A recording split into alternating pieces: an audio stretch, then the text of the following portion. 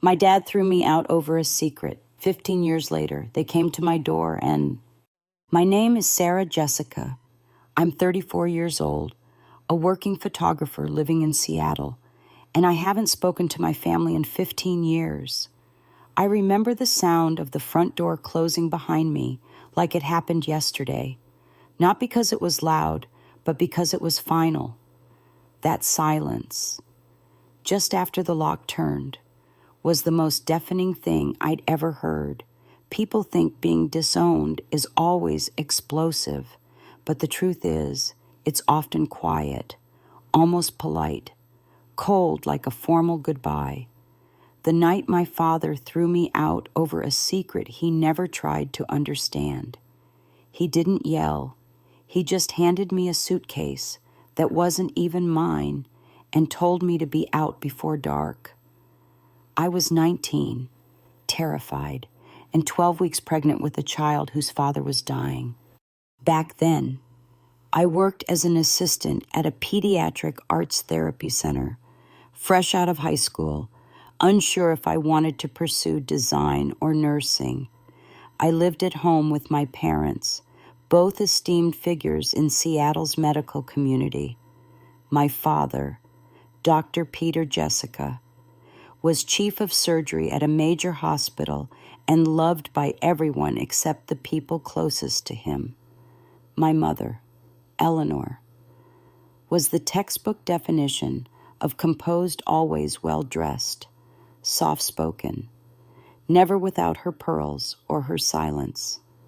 My older brother, Noah, was a rising star in cardiothoracic surgery, the perfect heir to the Jessica name. Then there was me. I didn't fit the mold, but I tried. I studied hard, volunteered at the Children's Hospital, and never missed Sunday dinner. Still, I always felt like a placeholder in a family portrait I was never really part of. The secret that ended everything wasn't the pregnancy. Not really. It was who the father was. Gabriel Carter was 25, a freelance photographer who had once been my father's patient after surviving a rare heart condition. We met at the hospital's charity gala, where I was working the check-in table and he was photographing donors. He had a crooked smile and a calm way of asking questions that made me forget to protect myself. We spent hours talking about light, childhood memories, and the way certain silences say more than words. Gabe lived modestly in a converted art studio and taught photography classes to teens on weekends. He had been diagnosed with a degenerative heart disorder a few months before we met, and he was undergoing experimental treatments funded in part by the hospital where my father worked. We didn't fall in love quickly. It happened slowly, like light filling a dark room. Gabe wasn't reckless, neither was I. But when he told me there was a chance he might not make it to 30, he said it not to scare me. But to be honest, he didn't want pity. He just wanted to leave something good behind. One evening, sitting on the rooftop of his studio, wrapped in a worn blanket and watching the city lights shimmer off the water, he told me that if his health declined, he wanted to know a part of him would live on. It wasn't impulsive or dramatic. We spent weeks talking about it, what it would mean, what it would take, what we would give up. I wasn't naive. I knew it would mean risking everything. I just didn't expect to lose it all so quickly. I had planned to tell my parents after Gabe's next treatment cycle, when he was strong enough to come with me and answer their inevitable questions. I didn't get that chance. My brother found a prescription bottle in my bag while looking for something harmless and confronted me in the kitchen while my parents listened silently. At first, I lied, said it was for a friend. But Noah always was too smart for his own good. When I confessed I was pregnant and that the father was Gabe Carter, their reaction wasn't concern, it was calculation. My father stood still for a moment, then told me, without blinking, that if I insisted on keeping the baby, I would need to leave Not tomorrow, not after thinking it through, but that night. I tried to explain about Gabe's illness, about our plans, about how careful we'd been. My mother said nothing. My brother said I was ruining everything our family had built. My father said I had made my choice. I asked if I could stay one more week to figure out a plan. He shook his head. You forfeited your place the moment you decided to throw your future away. That was the last full sentence he ever said to me. By morning, I was sleeping in my car with a packed duffel bag, $300 in savings, and a trembling body I was now responsible for. I didn't even get to say goodbye to Gabe in person that week. He was recovering from a collapsed lung, and I didn't want to add to his pain. I told him I was staying with a friend for a while. He offered to send money, but he barely had enough for his own medication. That week was the first time I tasted fear in a way that didn't just sting, it stayed with me, seeped into my bones. It was also the first time I realized I wasn't going to be rescued by anyone. I wasn't the girl my family had raised. I was the woman they'd erased. I didn't cry the first night. I sat in the back seat of my car, parked outside the old community library 2 miles from my parents' house, too afraid to move and too numb to feel anything. My body ached from the awkward position, and my mind couldn't stop replaying the way my mother turned her face away as I begged for more time. I had always imagined that if I ever disappointed them, at least she would intervene, that she would step between my father and me and say something, anything, even if it was quiet. But her silence had been louder than any punishment. It told me exactly where I stood in the family I once thought was mine. For the next 3 days, I stayed in that car. I changed in gas station bathrooms, survived on protein bars and water, and kept telling myself I just needed to figure out the next 48 hours. I knew I couldn't stay parked in the same spot forever. And eventually I drove to the one place I thought no one would look for me, the empty parking lot behind the art therapy center where I used to work part-time. I still had my ID badge, and the center didn't open until late morning. I slept there during the night and snuck into the staff restroom to freshen up before disappearing again before opening hours. It was a fragile rhythm, but it gave me a tiny sense of control. Every morning, I told myself one simple thing: just keep the baby safe. That was the only job that mattered now. I didn't tell Gabe the truth until the end of that first week. He called from the hospital, still groggy from his recent procedure, asking how I was and when he could see me.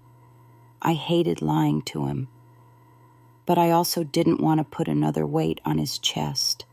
Finally, I told him I had been kicked out and was staying with a friend for a while. His voice cracked when he offered to leave the hospital and come find me, but I knew he wasn't physically strong enough to help me, not in the state he was in. Just get stronger, I whispered. That's all I need from you right now. We both knew it was a half-truth, but neither of us said so out loud. My break came by accident. One morning, while I was sitting on a bench near the park eating a plain bagel, an older woman with silver-streaked hair and a floral scarf sat beside me. She looked over and said, "You've got that look."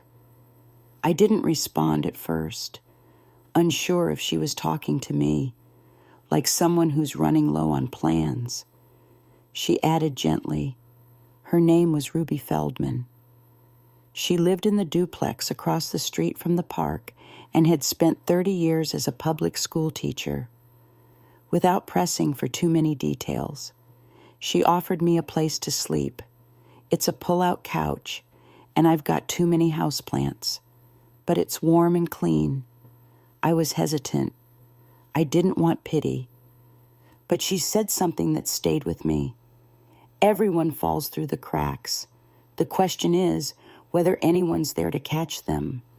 Moving into Ruby's home didn't solve everything, but it gave me space to breathe.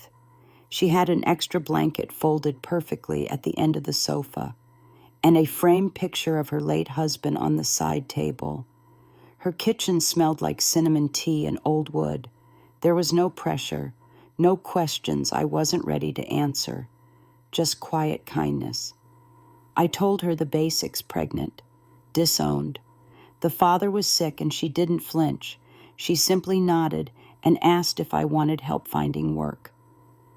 I applied to every job I could find, but being visibly pregnant and 19 meant most doors stayed closed. After 2 weeks, a local photo printing shop called back. The owner needed someone to help with customer orders and packaging. It paid minimum wage, but the hours were steady, and the back room had a chair where I could rest when the nausea got bad. Meanwhile, Gabe's condition was declining. His doctors had tried switching to a different medication, but the side effects were brutal. We talked every other day, sometimes for hours, other times for only a few minutes. He had started writing letters to our unborn child, one for every milestone he thought he might miss. He mailed them to Ruby's address with simple labels: first day of school, learning to ride a bike, heartbreak number 1. I kept them all in a box under the couch, too scared to open them, but too grateful to let them go. At night, Ruby and I would sit in the living room watching the local news, and she'd share quiet stories about the students she used to teach, kids who grew up to surprise everyone, or kids who didn't make it. She never offered advice unless I asked. When I finally broke down one night and admitted how terrified I was to give birth alone, she reached over and said, "It's not the worst thing, being alone. The worst thing is thinking you have people and realizing they were never really yours." That winter was harsh. Money was always tight. I often skipped meals to save for prenatal vitamins and bus fare to the doctor's office. Ruby helped however she could, slipping extra soup into the pot or pretending she didn't notice when I borrowed detergent. Some nights I stared at the ceiling and wondered if my child would grow up asking why he didn't have grandparents, why his father wasn't around, and whether I'd be enough for both of us. But every time he kicked, even faintly, I reminded myself that I wasn't just surviving anymore. I was preparing. By the time I entered my 3rd trimester, Gabe's condition had deteriorated to the point where phone calls exhausted him. We moved to short voice notes, sometimes just a sentence or two, his breath ragged between words, but his tone always gentle. He started signing them off with "Tell our little light I'm proud already." I saved every recording, every message. It became part of my nightly ritual to listen to one, hand on my stomach, whispering back that we were waiting for him. But we both knew, even if we didn't say it aloud, that he might not make it in time. Ruby offered to take me to the hospital every week for checkups, and even when she was tired or limping slightly from arthritis, she never let me carry the weight of her help. She started making space in her house for baby things, folding bassinet sheets, organizing kitchen drawers for bottles I hadn't even bought yet. I wanted to believe we had more time. I convinced myself that if I just stayed calm, if I just followed every doctor's instruction, maybe the universe would make an exception. But life doesn't grant exceptions. It just moves forward, with or without your consent. The night Gabe died was clear and unusually warm for February. I had just finished writing in my journal when my phone buzzed. It wasn't him, but his mother. I picked up, and from the moment I heard her voice, I knew she didn't need to say it, but she did anyway, softly, like breaking something already cracked. He passed peacefully, she told me, in his sleep, holding a photo of me at our first park date, where I wore a scarf that kept slipping off, and he said I looked like I'd wandered out of a painting. I dropped the phone and sat on the edge of Ruby's couch, not crying, not moving, just breathing. That was the hardest part, remembering how to breathe without him. The following morning, Ruby made cinnamon tea and placed a hand on my shoulder before heading to work. She didn't offer words. She just let me grieve, in silence, in solitude. The way only people who have known deep loss understand. I spent the day sorting through the things Gabe had left for me, the letters, the small velvet box I hadn't dared open, the stack of developed film rolls labeled with months instead of events, like they were his way of saying time mattered more than titles. That night, I opened the box. Inside was a necklace with a pendant shaped like a leaf, the same leaf he had once photographed stuck in a chain-link fence, which he said reminded him of me, rooted and still reaching for light. He'd told me then. I wore it for the rest of my pregnancy. I gave birth 2 weeks later, alone in a delivery room, lit by cold overhead bulbs and the beeping of monitors. Ruby waited just outside, pacing nervously with a bag of snacks she would forget to eat. The labor was long and grueling. There was no one to hold my hand, no one to breathe with me. But when Liam entered the world, screaming and red-faced, everything else blurred. He had Gabe's eyes, deep, quiet eyes that made me want to tell him everything, even if he couldn't yet understand a word. I held him to my chest and whispered, "He would have loved you so much." We stayed in the hospital for 3 days. Ruby brought me fresh clothes, helped fill out paperwork, and called Gabe's parents for me when I couldn't stop shaking. They asked to fly in, but their finances had been drained by his treatment, and I didn't want them to see me like that, half-healed, hollow-eyed, grieving and glowing all at once. I promised them I would send photos. I took the first one with Liam curled in my arms, wearing the blanket Ruby had knitted from leftover yarn. His name was written on the little whiteboard next to my bed, Liam Gabriel Jessica. I remember thinking, as I stared at that board in the dark at 3 a.m., that this was the first night I was truly alone in the world, but somehow also not. We returned to Ruby's house the following week.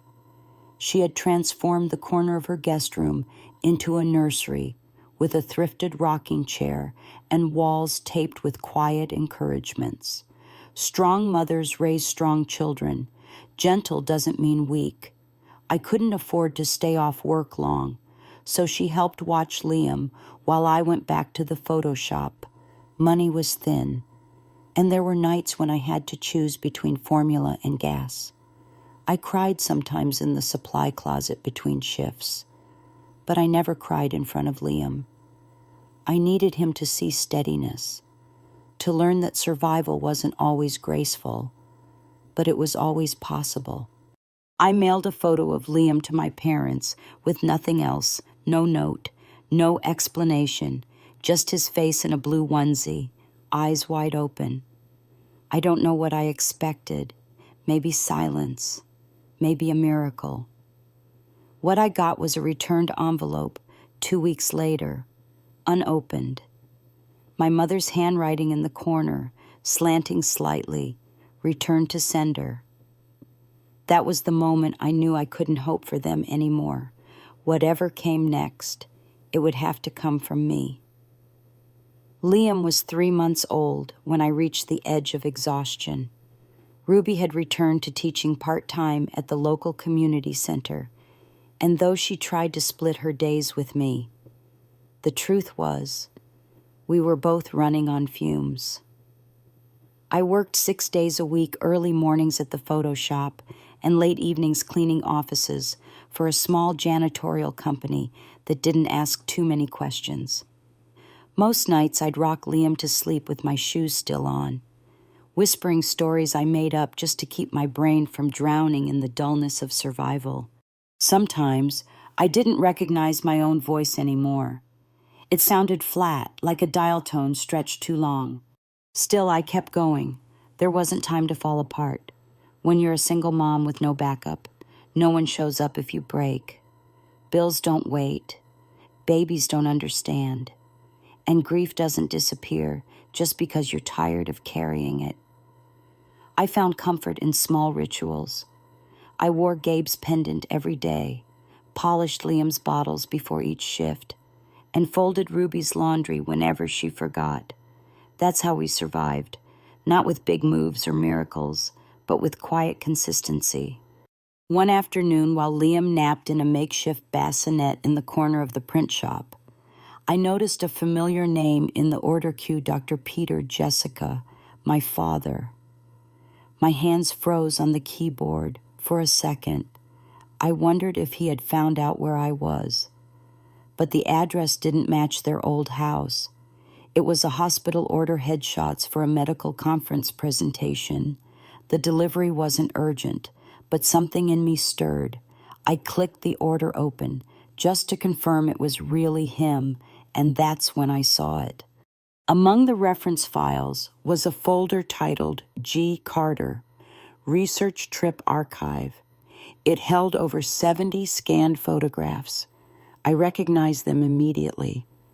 Gabe had taken them during his final funded trip through the Andes Mountains with my father's medical research group. Back when he was still strong enough to hike, I'd never seen them published. Most were of local families, makeshift health clinics, and candid portraits of children being treated in remote villages. One photo caught my breath, a shot of Gabe crouching beside an elderly man, both laughing under a bright blue tarp as rain poured in the background. I remembered that tarp.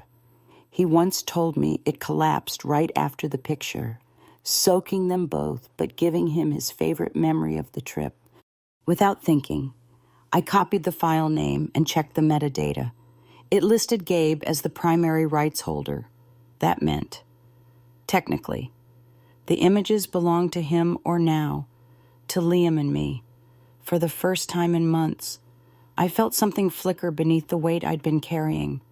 Not revenge, not opportunity, but the seed of something I thought I'd buried purpose. I spent the next week printing a selection of the photos at night, carefully restoring the color tones Gabe loved, matching his signature style. I didn't know what I was going to do with them yet, but I knew I couldn't let them disappear into another glossy hospital pamphlet with no story behind them. These images weren't just files.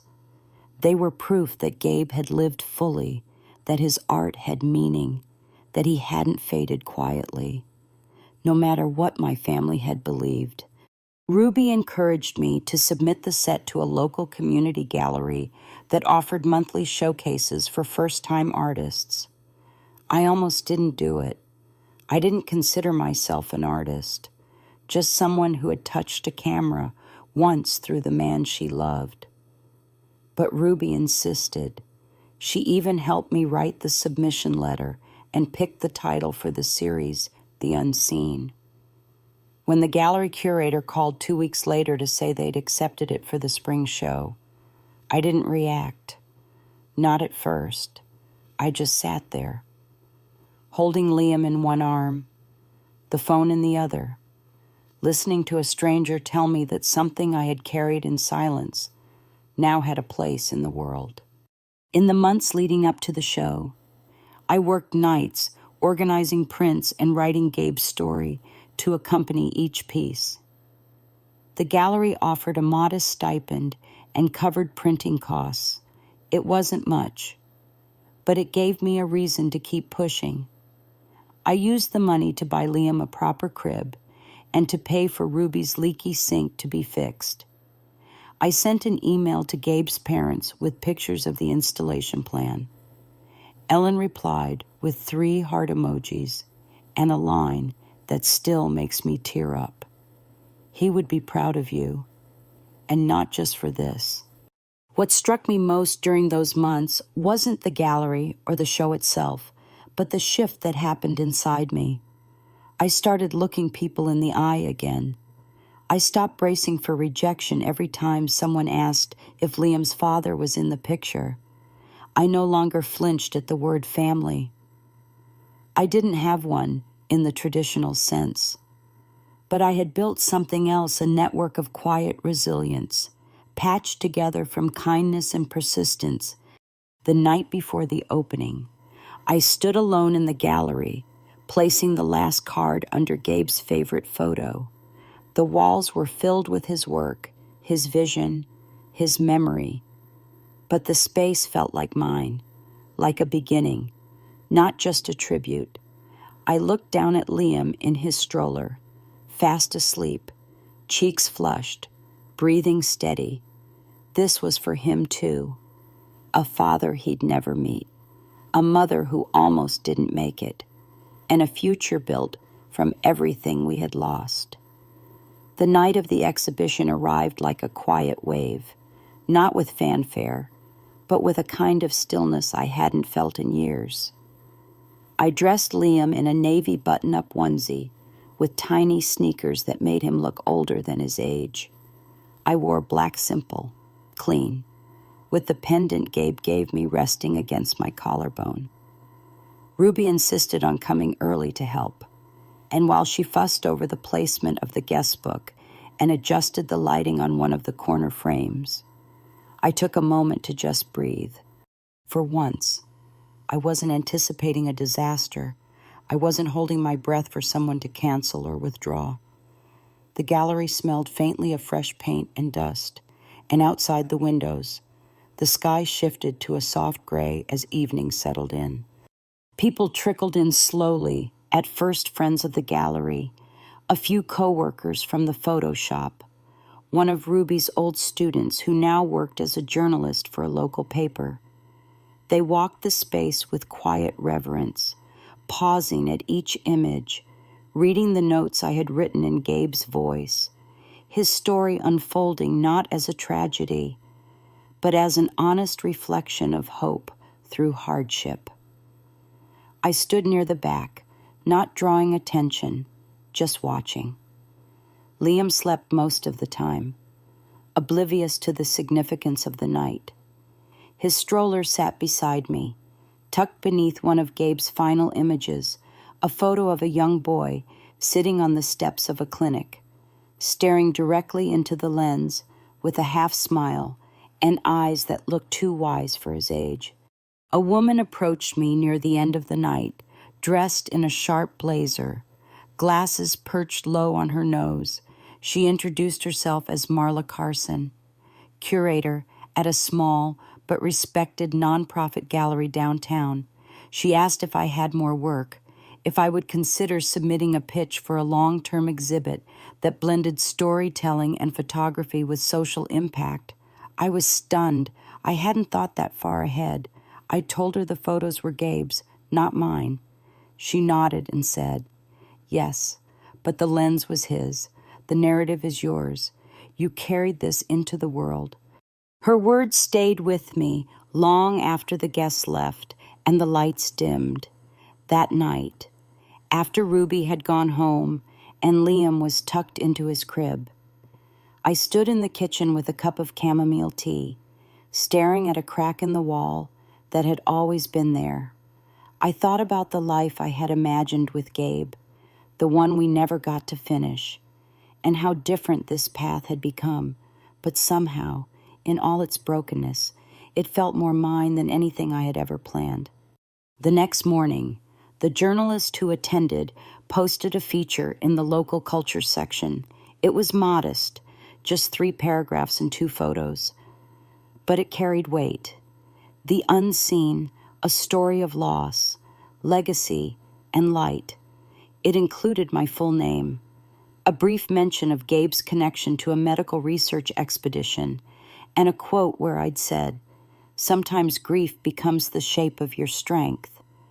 I didn't think much of it until 3 days later, when I opened my email and saw a message I hadn't expected to ever receive. The subject line read, "From Noah." I clicked it, heart racing. It was short, just a few lines. "We saw the article, Mom cried when she recognized Liam in the photo. Dad hasn't said much, but I wanted you to know we're thinking about you, about him, and about everything we didn't try to understand back then. I don't know if it matters now, but if you ever wanted to talk, I'd listen. I stared at the screen for a long time. There was no apology, no explanation, just a crack in the wall that had separated us for 15 years. I didn't respond right away. I wasn't sure if I even wanted to, but something shifted after that email. A week later, a card arrived in the mailbox, addressed in my mother's handwriting. Inside was a note that read, "He looks just like you did at that age. We were wrong. I hope you'll let us meet him someday." I held the card in my hand for hours, unsure what to feel. It didn't erase what had happened. It didn't make up for the nights I spent crying in parking lots or the birthdays Gabe missed. But it did something else. It reminded me that people can carry regret even in silence, that pride doesn't always protect us from the damage we cause. I showed the card to Ruby, who said nothing at first, then quietly added, "Only you get to decide how far they come back into your life." I didn't make a decision right away. I spent the following weeks working on the submission packet for Marla Carson's gallery. I titled the next collection Afterlight. It was still about Gabe, but more than that. It was about Liam, about what comes after grief, after rejection, after everything collapses, and about how healing isn't always loud or dramatic. Sometimes it just begins with letting yourself be seen again. I didn't reply to the card or the email for almost a month. I told myself I was too busy preparing for the next gallery opening, too exhausted raising Liam while juggling freelance projects and late-night edits. But the truth was simpler. I was afraid that if I let them in, I'd undo everything I had rebuilt, that I'd fall back into needing their approval, only to find their love still came with terms. I had learned to live without them, to stop waiting for apologies that never came. But part of me, the part that still remembered my father's laugh on Sunday mornings or the scent of my mother's garden after it rained, still wanted something I couldn't name. The new gallery show opened on a Thursday evening. 3 years after Liam was born, the space was larger, the crowd more diverse, and this time, the story was mine. Gabe's work had been the entry point. But now, the narrative had shifted. Afterlight explored the emotional architecture of single motherhood, memory, and the unseen weight of silence. I had photographed empty high chairs, late-night grocery lists, the space beside a crib where a partner should have stood. I layered the prints with handwritten notes, real fragments from journals I had kept during those early years. The exhibit was raw, vulnerable, but not angry. It was a quiet statement that survival isn't always loud. Liam ran between people's legs, curious and completely unaware that his life was on the walls. Ruby came with her cane and her calm presence, keeping a careful eye on him while I stood near the corner, pretending to adjust a frame that didn't need fixing. I was speaking with a woman from the City Arts Commission when I noticed 3 figures standing quietly near the entrance. I didn't recognize them right away, not until the older man shifted his weight and leaned heavily on a cane I had seen before. My stomach dropped. My father, my mother, and Noah, standing slightly behind them, scanning the room with uncertain eyes. They didn't approach immediately. They just stood there, reading the first plaque near the gallery entrance where I had written, "Every silence is an inheritance we didn't ask for." I didn't move. My hands were steady, but my chest ached in a way I hadn't felt since the day Liam was born. Part of me wanted to run, to protect myself from whatever they had come to say or not say. But I stayed still. Let them come. Let them carry the weight this time. It was my mother who walked over first. Her hair had gone gray, but she still wore the same pearl earrings she had the night they sat me down and told me I had to leave. Her voice was soft, almost unsure. Your work is haunting, beautiful, painful, but beautiful. I didn't respond. I didn't need to. She searched my face for a reaction, then said, I never stopped thinking about you, about what we did. I wanted to call so many times, but I didn't know if I had the right. My father stood a few steps behind, gripping his cane with both hands. He looked smaller than I remembered, not just older, but reduced, as if the years had carved away at the man who once ordered me out of his house without looking back.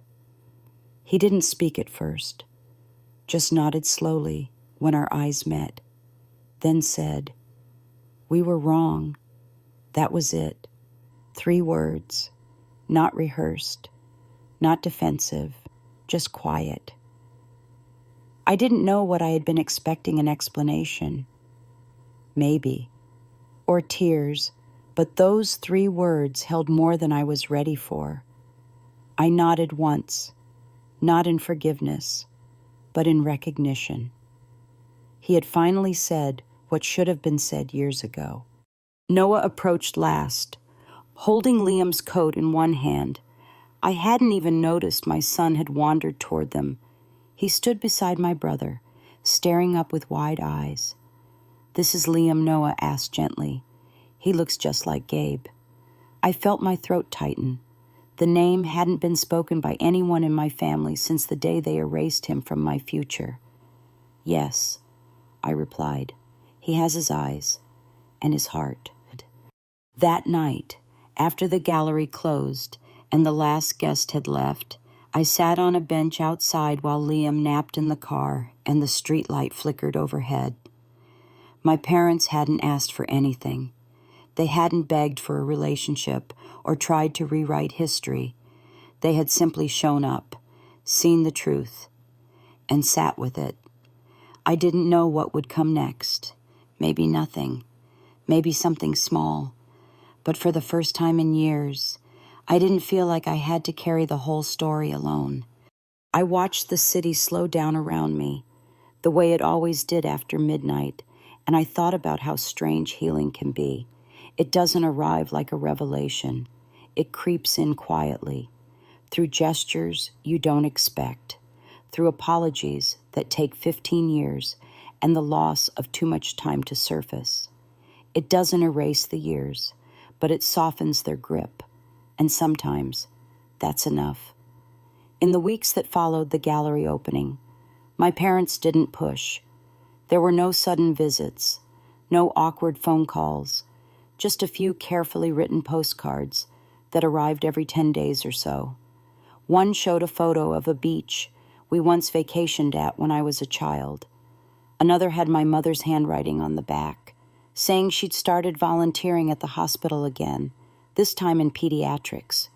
There was no mention of the past, just small pieces of their present, offered like olive branches.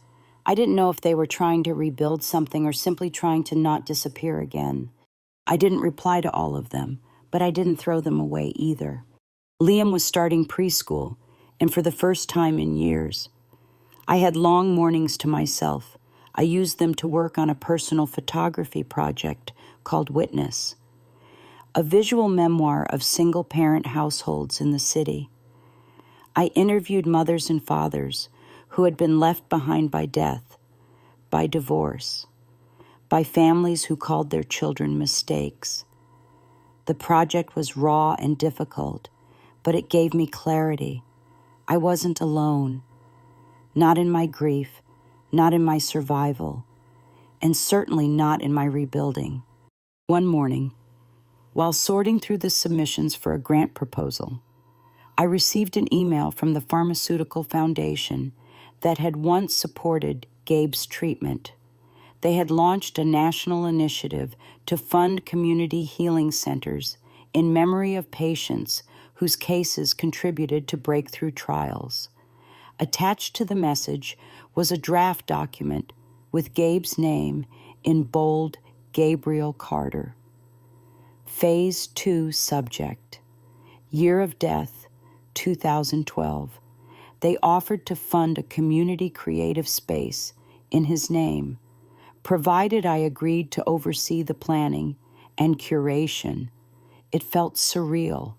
For years, I had lived paycheck to paycheck, balancing diapers and deadlines. Now, someone was offering me a building and a team to make something lasting.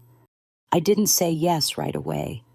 I walked the streets of my neighborhood, thinking about what it would mean to attach Gabe's name to something public, something permanent. I thought about what it would mean for Liam to grow up seeing his father, not only in framed photographs, but in the walls of a center designed for healing, eventually. I replied with a quiet yes and a list of requirements. I wanted the center to serve not just children, but single parents. I wanted art therapy rooms, free childcare for evening classes, and a rotating exhibition space for local artists who couldn't afford studio time. I wanted it to be what I didn't have when I needed it most. The announcement went live that summer. Local media covered it with polite enthusiasm, but the letters I received privately meant more. One came from a woman who had lost her partner during childbirth and wrote, "I've felt invisible for years. Seeing your work reminded me I'm still here." Another from a teenage boy who had been kicked out for being gay. He simply said, "Your story made me feel less broken." When we broke ground on the Carter Center for Creative Recovery, Liam wore a tiny hard hat and held the ceremonial shovel with both hands. My mother stood beside me, uncertain but trying. She asked if she could take a photo of me and Liam, and for the first time in a long time. I handed her my phone without hesitation. My father sat nearby in a folding chair, thinner now, slower, but present. He didn't speak much during the event, but when I approached him later, he looked up and said, "He'd be proud of what you've built. I am too. I just didn't know how to say it until now." I nodded, not because it fixed anything, but because it was enough. I didn't need redemption from them anymore, but I had space now to let them try, in their own quiet way. That fall, the Carter Center opened its doors. I gave the first tour to Liam, who ran through the halls like he already belonged there. In the main lobby hung a portrait of Gabe smiling, camera slung over his shoulder, wind tossing his curls beneath it. A small plaque read, "He saw the world differently," and left behind the courage to help others see it too. That evening, after we locked up and turned off the lights, I sat alone in the middle of the gallery space.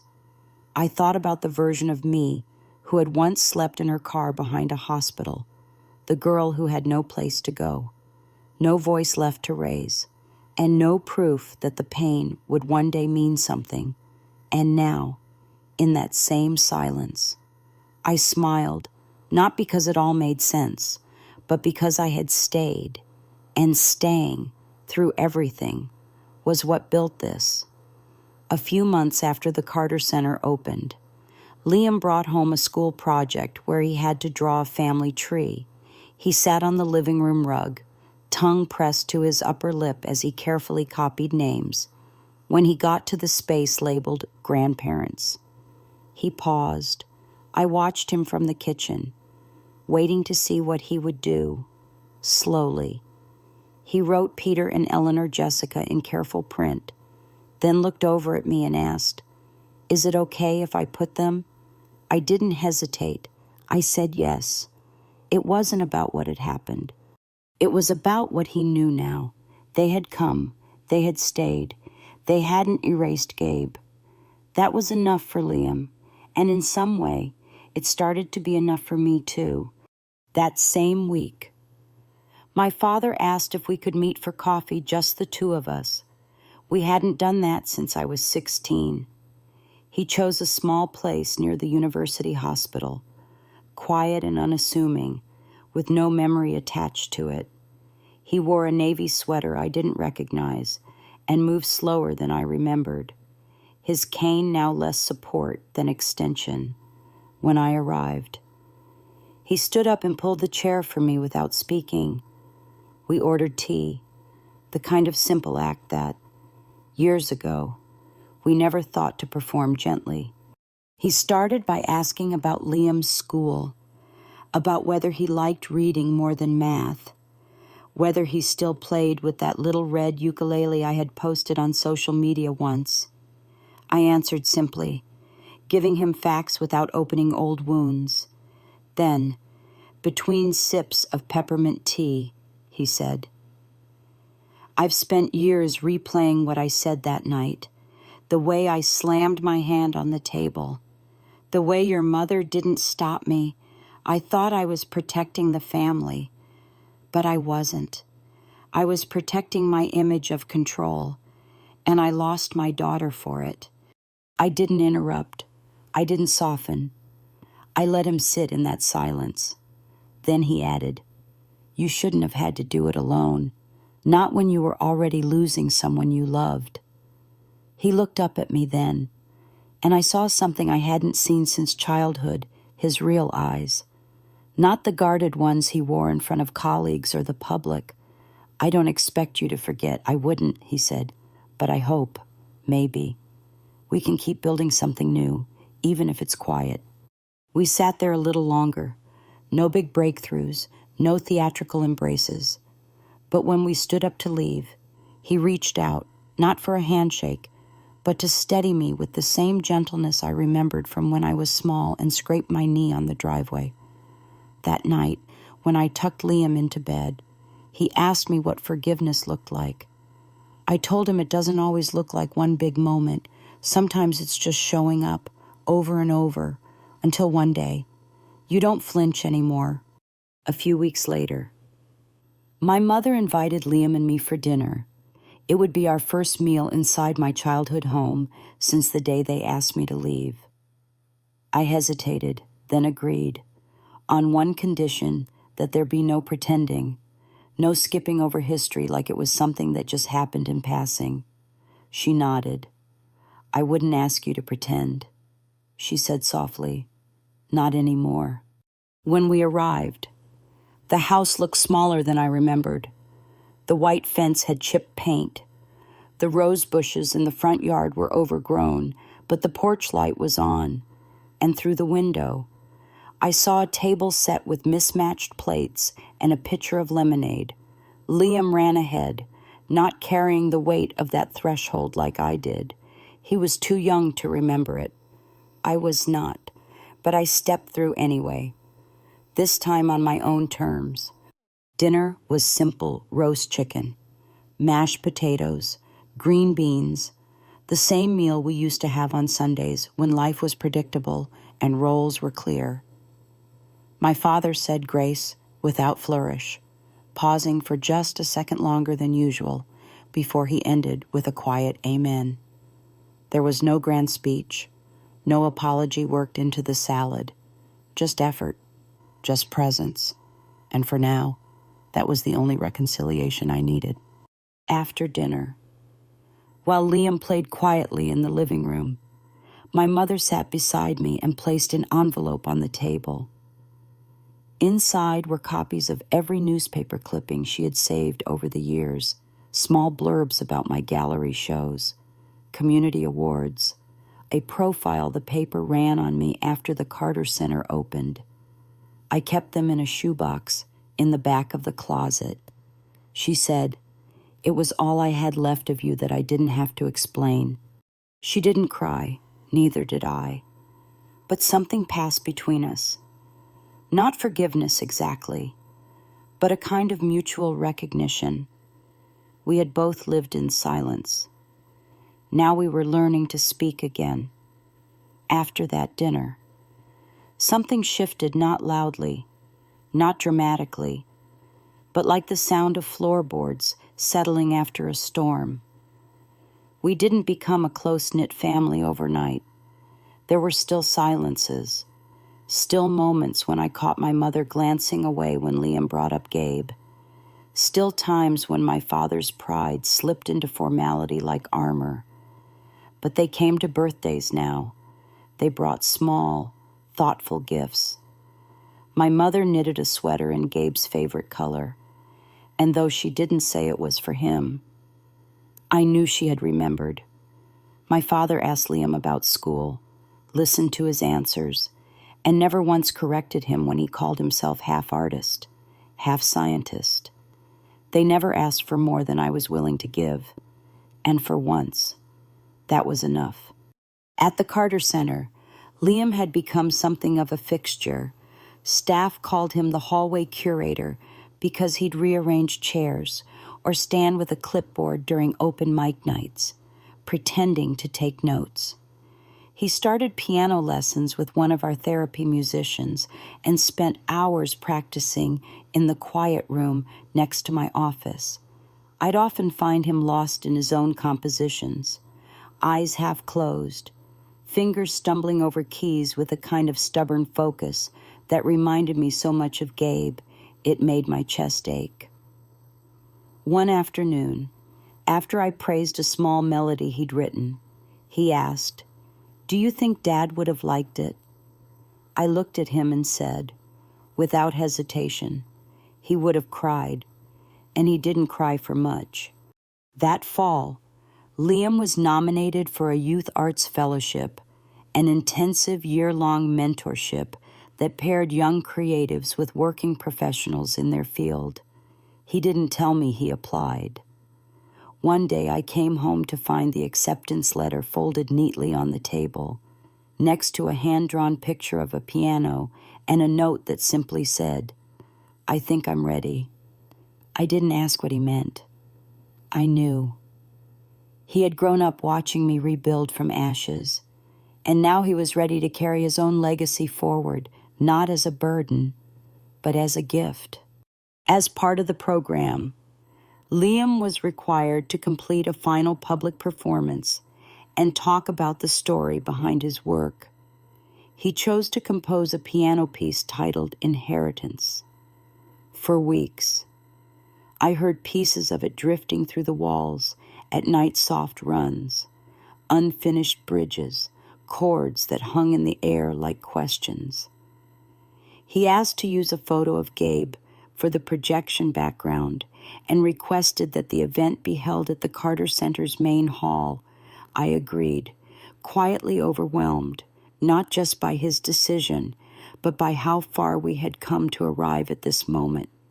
On the day of the performance, my parents arrived early. My mother wore the same brooch she had on the day she married my father, something I hadn't seen in decades. My father, now in a wheelchair, sat in the front row with a quiet dignity that reminded me of who he used to be before the fear and the pride hardened him. Ruby sat beside them, holding the event program like it was a piece of history, and in a way it was. Liam stepped on stage without hesitation, no nerves, no notes, just a quiet calm that seemed to stretch beyond his age. He introduced himself, thanked the mentors, and then, with no flourish, said, "This piece is for the father I never met but still carry, and for the mother who carried us both." Then he played. The music was simple, at first tentative, curious, like walking into a memory you weren't sure you were ready to relive. But it built slowly, folding in layers of grief and grace, moving with the kind of control that only comes from someone who understands what it means to lose and still choose to keep creating.